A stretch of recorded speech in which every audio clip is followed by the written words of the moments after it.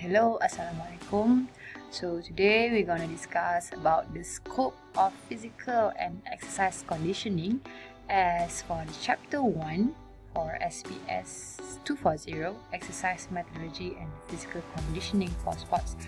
So before we go in detail about the physical conditioning, so we got to take a look what are the scope of physical and exercise conditioning that makes up as the introduction for understanding this topic. So at the end of the chapter, you are expected to define, explain, identify, and differentiate the scope of physical and exercise conditioning. So before that, we're going to take a look for the chart. Okay. Sport science disciplines contain or consist lots of branches, field, but for this chapter, for this topic, we're going to discuss on exercise conditioning.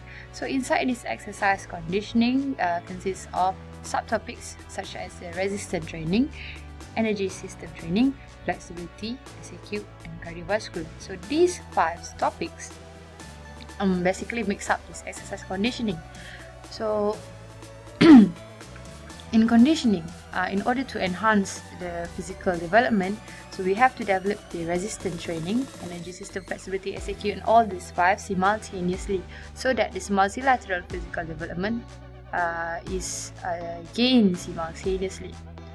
Better multilateral physical development can lead to good sport-specific physical development. Therefore, it will enhance the sport performance. So let's take a look what is really multilateral physical development. So multilateral physical development is also known as general fitness, meaning that so these five that I've mentioned before, providing the general fitness of an individual. So basically, this general fitness are the basic foundation for all types of sports. If you acquire this general fitness, it will help in contribution for the development of basic biomotor abilities. So therefore, these basic biomotor abilities could lead to contributions of sport-specific training. So in sport-specific training, we focus more on the specific demands for that particular sport. It is also known as the sport-specific fitness. So this development of fitness is required or specifically to demands for each sport. For example, tennis have different demand, boxing have different sports demands. Okay, so their strength, skills, and endurance, speed flexibility also differ from each sport to another sport. So by meeting or cater these specific targets, so it will enhance sports performance specifically to that sports demand.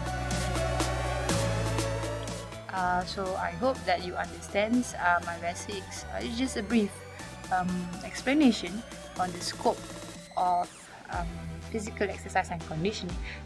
It is crucial to understand that the multilateral development must be developed simultaneously. Therefore, it will help to develop in sport-specific fitness to enhance the sport performance. So for the next chapter, we're going to take a look more on details about the resistance training, SAQ, cardiovascular, and muscular strength, and so on. Okay. So that's all for today's.